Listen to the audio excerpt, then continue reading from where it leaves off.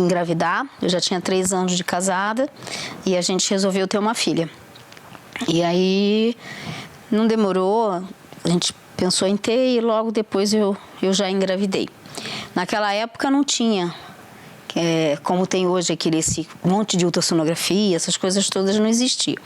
Então a gente fazia no máximo 2 ultrassom, uma no início para ver se estava grávida, tudo direitinho, e mais no final para ver se o tempo que o médico fez, né, que a gente, os meses, estava tudo certo, né? Eu nasci dia 24 de dezembro de 1987. Depois que o médico falou para minha mãe e para o meu pai que essa filha tinha síndrome de Down. Aí, no começo, ela ficou preocupada. Porque quando ela já sabia, ela fez a terapeuta, ela assim, a minha filha tem algum problema no coração? Aí o médico falou, não, pode ficar tranquila, o coração dela tá tudo bem. A única coisa que não foi muito boa, apesar de ter sido um presente de Natal, foi passar dia 24 de dezembro no hospital. Que aí eu não comia minhas comidinhas preferidas de Natal. A minha esposa, Valéria, ela já tinha conhecimento, já tinha contato, para ela não foi tão impactante. Tá? Já para mim e para minha família, e até mesmo para a família da Valéria, teve um impacto grande. Tá, teve um impacto grande porque é a primeira filha, nós éramos jovens, né? Eu estava com 28, a Valéria com 27, então não tínhamos histórico nenhum da família com relação à síndrome de Down. Então, para nós foi um impacto grande, até mesmo por não conhecer e o que nós faríamos dali para frente para lidar com a Paloma. Eu era fisioterapeuta na época de pessoas com deficiência. Eu trabalhava muito com síndromes e com paralisia cerebral. Então eu já sabia o que era, né? Então quando o médico veio contar que ela tinha síndrome de Down, a minha preocupação maior sempre foi na época, né, da parte de saúde, né, principalmente das anomalias de coração. As minhas primeiras preocupações sobre isso foram com relação a, primeiro, como lidar com uma criança de síndrome de Down. Tá? A segunda preocupação era de que forma que eu ia incluí-la dentro da sociedade. Tá? Então eu precisava de psicólogos para que nos pudessem nos orientar com relação a isso. Não foi tão fácil para a família quanto foi para mim. Mas a vantagem também é que, como foi bem tranquilo para mim, eu consegui passar essa tranquilidade para a família. Então, no início foi um pouco complicado, porque assim, não é uma coisa que todo mundo espera, né? Primeiro neto, primeiro filho, a gente faz uma imagem diferente, né? Então, não foi uma coisa assim, ai, que legal, né? Mas, como para mim, eu consegui passar essa tranquilidade. E as coisas foram acontecendo na família com ela, que ela acabou mesmo conquistando todos, né? Então, aos poucos, isso virou muito bacana, assim, todo mundo ficou bem. Então, aí, exatamente um ano depois, eu engravidei da Rafaela. Então, a diferença é de 1 ano e 9 meses. Então, como ela sempre foi pequenininha, chegou uma época que pareceu que elas eram gêmeas, porque a Rafaela cresceu e ela era pequenininha, todo mundo achava que elas eram as irmãs gêmeas. Eu não me lembro exatamente quantos anos eu tinha, mas eu me lembro que a minha mãe, a primeira vez que eu falei para ela que a minha irmã era diferente das outras crianças, ela me levou para a psicóloga da Paloma mesmo, para eu entender o que era, para eu conhecer a síndrome de Down. E aí, para eu saber o porquê da minha irmã ser diferente das outras crianças. E eu só perguntei para ela exatamente isso. Por que a Paloma é diferente das outras crianças? E aí, ela respondeu indo para o caminho da terapia. Eu tinha que estimular a Paloma, né, na brincadeira, e eu não podia deixar a Rafaela sozinha. Então, a Rafaela acabou brincando com as coisas antecipadamente. E com isso, a Rafaela pulou 1 ano depois que ela foi para a escola. Ela pulou 1 ano porque ela não tinha desafio na sala de aula. Porque como ela foi muito estimulada por conta da Paloma. Então, por exemplo, a Paloma não entendia como chegava a carta em casa, porque o abstrato para a Paloma é muito difícil. Então, eu levei ela num correio. Levei ela no correio, mostrei o correio, mostrei os carteiros, como é que chegava a carta no correio, como é que chegava pra gente. Então, tudo isso foi no concreto. E a Rafaela foi com a gente. Aí, quando chegou um dia na escola, a professora começou a falar de correio, de carta, a Rafaela deu a aula para todo mundo. Aí a professora falou assim, gente, não tem desafio para a Rafaela. Para mim, na verdade, eu acho que foi uma coisa que foi muito positiva, porque eu fui muito estimulada desde sempre, desde pequena, assim como a Paloma precisou de muitos estímulos. Eu não precisava, mas eu acabei tendo os estímulos. Então, de alguma forma, também eu me desenvolvi ali por conta disso. Então, eu coloquei em aula de esporte, em aula de desenho, em brincadeiras de rua e natação. E fui colocando as duas para as duas se encontrarem. A Rafa, ela se encontrou nas línguas, que a gente também colocou em inglês, essas coisas. A Rafaela foi para esse caminho das línguas e a Paloma foi para o caminho da dança. E eu acho muito importante, né, ter diferentes atividades para as crianças, até para você ter aptidão por alguma coisa. Então, eu lembro que quando eu era mais nova eu tive aptidão pela dança, então eu fiz ali 6 anos de street dance. Não fiquei muito focada no balé, não gostei muito. Gostei muito de línguas, então, né, fiz na época mais nova, fiz alemão, fiz inglês, fiz espanhol. Mas tudo era meio que por conta da Paloma, né? Eu ia lá, ela ia fazer aula de jazz, aí eu ia junto, aí não gostava, aí eu saía. Eu fazia balé, desde 6 anos. Depois eu fiz hip hop, dança de rua, que foi muito bom. Adorei muito. Depois do street dance, hip hop, foi dança de salão. Como eu sou fisioterapeuta, né, e eu acho que um corpo são é um corpo flexível, né, e eu sempre apostei nisso. E eu acho que quando você é criança, você tem que se movimentar e movimentar vários grupos musculares. O que eu fiz? Eu coloquei numa escola de esporte que tinha um pouco de tudo.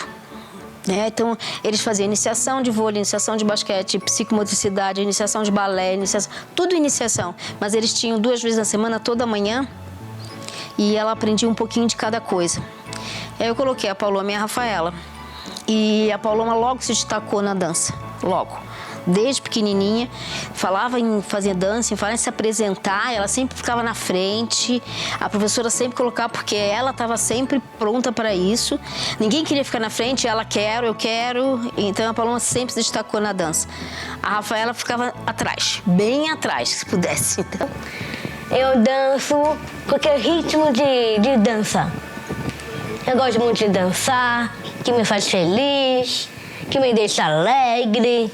E das pessoas todas felizes. A CIA, ela existe já há 35 anos, vai fazer 36 esse ano.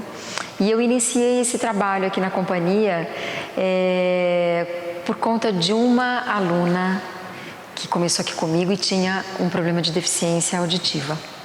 A partir daí, eu comecei a fazer um pensamento em relação a estas pessoas que tinham deficiência e como inseri-las dentro das minhas aulas. E é assim que tudo começou. E eu sempre estudei jazz. Eu estudei jazz quando eu era menor. E ela, na verdade, ela foi para lá para fazer circo. E aí eu soube que lá tinha dança também e eu quis voltar a fazer jazz. Aí perguntei para a Suzy se ela dava aula de jazz pra gente. Ela falou assim, não, se ela dava aula no horário lá, que eu só podia nesse horário. Ela falou que não tinha turma nessa hora. Eu falei, mas se entrar 3 pessoas, você abre uma turma? Abro. Então entrou eu, Paloma e Rafaela para fazer jazz. Nós 3. E aí começamos a fazer o jazz, aí a Suzy viu a Paloma dançando, ficou apaixonada, a gente ficou 1 ano fazendo jazz, nós 3, e a Suzy chamou a Paloma para fazer parte dessa companhia da circodança, para ela ser profissional nessa área, né? E aí ela começou a fazer, aí acabou a aula de jazz, porque a Paloma saiu. E aí ela começou a fazer os ensaios, fazer muitas coisas com a Suzy, né? A parte de dança e a parte de circo. Bom, quando eu conheci a Paloma, né, ela foi assim uma surpresa para mim, porque eu não tinha ideia da potência dessa menina. Ela começou fazendo aula de jazz comigo e a partir daí eu fui começando a descobrir os potenciais que ela tinha. Então ela fazia aula com uma turma e ao longo desse processo eu fui dando oportunidades para ela de participar da companhia, que eu achei que ela era uma menina tão potente, a companhia já existia e eu fiz o convite para ela entrar na companhia. A partir daí a gente foi desenvolvendo todo um trabalho junto com ela e na época eu tinha um bailarino que tinha acabado de entrar também na escola, que é o Beto, que é um dos parceiros dela, e ele viu na Paloma uma potência. Ele falou, nossa, Suzy, dá para fazer milhares de coisas com a Paloma. Vamos desenvolver um trabalho com ela? Eu falei, com certeza, posso ir trabalhando, desenvolvendo esse trabalho separado? Deve, eu falei para ele, vá. Então ela trabalhava nas aulas, em grupo, e trabalhava com o Beto as aulas individuais. E depois que veio o circo entrou depois. Que ela começou a fazer aula de circo, e que ela passava na sala de circo, olhava a sala de circo e falava, ai, tenho vontade de fazer o circo também. Eu falei, vamos fazer o circo também, por que não? No circo eu faço acrobacia de solo, fazia tecido, como eu sou boa, todo mundo adora eu fazendo tecido, até minha mãe gosta muito, fazendo tecido, trapézio e lira. Ela fez um número de faixa e ela ficou apaixonada pela faixa. E a faixa é um dos aparelhos mais difíceis que tem no circo e um dos mais doloridos, porque machuca o punho, é extremamente difícil de fazer faixa. Então me chamou muito a atenção ela ficar apaixonada por aquele aparelho. Ela nunca desiste. O maior para mim, a maior qualidade da Paloma é essa. Ela não desiste. Não, ela faz coisas que se machuca, ela queima no tecido, aí queimar, dói muito, mãe, mas eu esqueço a dor porque eu tenho que ensaiar para me apresentar. Então, assim, ela tem uma força, ela tem uma determinação, ela tem uma responsabilidade, ela tem um querer que é único. Entendeu? Ela nunca diz, eu não consigo. Ela nunca. Ela sempre vai batalhar para aquilo que ela quer. O novo desafio foi a dança flamenca, que nunca dancei. Que agora eu vou apresentar como flamenco e como rock. Rock é muito legal para dançar todo. Estou gostando bastante. Estou me divertindo. No circo a gente tem várias possibilidades, né? Então tem o trapézio, tem a lira, o tecido, corda indiana, o tecido em gota, a faixa, a macarroça, tem um universo gigantesco. Então você não vai ser um artista que vai fazer tudo. Você vai se identificar com o aparelho e aquele aparelho vai ser o amor da sua vida. Eu penso que a Paloma conseguiu conquistar alguns amores na vida dela, que foram a lira, que eu sei que ela gosta muito, o trapézio e a faixa, que eu sei que são 3 aparelhos que ela ama de paixão. E a dança, né, que não tem o que falar, né, a dança é incrível. Eu acho que a primeira vez que eu a vi no palco, assim, que eu não tinha participado dos ensaios e vi, assim, uma dança que foi, se eu não me engano, a dança que eu mais me surpreendi foi quando ela foi se apresentar em Córdoba, na Argentina, e eu não tinha visto nenhum ensaio, aí eu falei, nossa, realmente ela dança muito. E aí, pelos comentários das outras pessoas, quando a pessoa está muito próxima, às vezes você perde um pouco a noção do quanto que é boa. Como eu já tenho, como acompanho desde o início, o que me faz vê-la muito bem é quando eu não assisto os ensaios e vejo uma apresentação, e pelos comentários das pessoas, que quando as pessoas veem os vídeos, quando as pessoas, enfim, vão em alguma apresentação dela, elas ficam assim, tipo, impressionadas. Olha, desde que ela entrou, a Paloma me surpreende. Sempre. Não tem uma vez que eu não vejo ela dançando que eu possa dizer para você assim, hoje foi melhor. Não, a cada vez que eu vejo a Paloma entrando no palco, eu fico impressionada com a potência dessa menina. E eu sinto que ela vai sempre subindo um degrau a mais, né? E eu vou percebendo que se eu jogo a linha, ela vai mais. E se eu dou, ela vai mais. E eu sei que se eu puder ir mais, eu sei que ela vai conseguir mais, entendeu? Então, eu penso que é um perfil de uma pessoa que eu sei que é muito potente, muito potente. Se a gente pedir para ela fazer qualquer coisa, eu sei que ela tem a capacidade de fazer. Para te dar um exemplo, eu fiz dança de salão 1 ano, não consigo dançar quase nada. Assim, malha, um forró. E assim, e vejo que a Paloma consegue fazer passos assim que muitas pessoas hoje, sem a síndrome, não conseguem fazer. Então, eu vejo como uma superação mesmo, assim, não tem outra palavra que possa descrever. Uma vez me perguntaram, né, como é ver a apresentação da Paloma, né? E eu falei assim, é sempre a primeira vez. Cada vez que eu posso ver 500 vezes a mesma dança até, mas é sempre a primeira vez. Eu me emociono como a primeira vez, sabe? A primeira e a 10ª são iguais. Eu sempre fico muito emocionada. E me dá uma sensação também de que o caminho que eu trilhei, né, junto com ela, dela ser feliz como ela é, de fazer as pessoas serem felizes, né? Isso me dá uma sensação de que deu certo, entendeu? Eu só queria dançar na vida toda. Eu ser mais conhecida no Brasil inteiro, no mundo. Eu fui bicampeã mundial de salsa com meu parceiro David, lá em Miami, que eu ganhei 2 vezes primeiros lugares. Que eu ganhei 2 troféus e 2 medalhas. Fui campeã mundial de salsa. E foi daí que o meu grande sonho foi a mais ainda. Eu já fui na Argentina, lá em Córdoba, já dancei com o David, já dancei no Agora Samba Brasil, que eu já dancei com ele. Eu já dancei com a porta-bandeira, com o David também. Quando ela começou a virar profissional nesse ramo, né, artístico, eu achei que tinha tudo a ver com ela, né? Não tinha como ela seguir em outra coisa. E eu acho que, assim, você trabalhar com uma coisa que você gosta e ser boa nisso, né, é tudo o que você precisa, né? Então, eu vejo ela muito feliz, né? Muito realizada e contente com pessoas...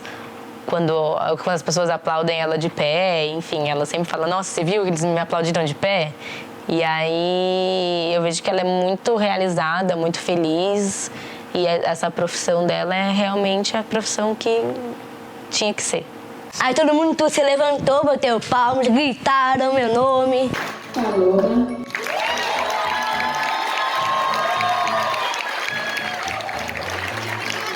Manda energia boa pra mim. Muito boa. Energia que dá... Fico até arrepiada. Que é muito bom sentir a plateia dando vibrações pra mim, que é muito bom. Uma superação grande que ela teve também foi com relação ao estudo, né, educação. Porque hoje ela lê, ela escreve tudo. Então, assim, ela tem uma dedicação muito grande. É lógico que, assim, dentro do estudo, na parte da matemática, geografia história, ela não tem grande capacidade. Mas hoje ela fala bem o português, ela escreve, ela lê e ela se comunica muito bem.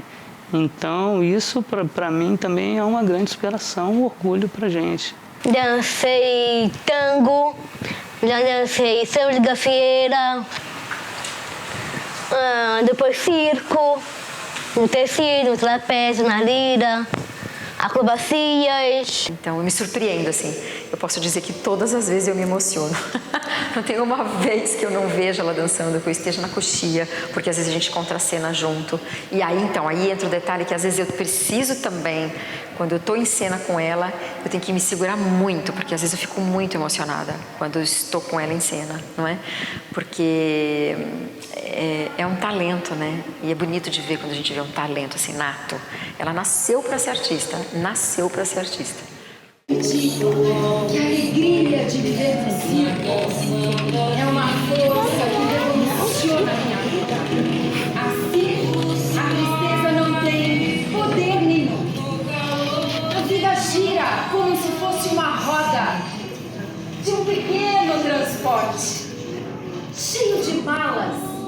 em pacotes. Em cada mala, uma sabedoria. E em cada pacote, uma surpresa.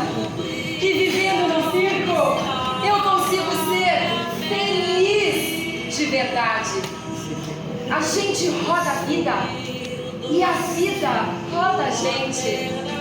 Afinal, a vida é uma grande brincadeira.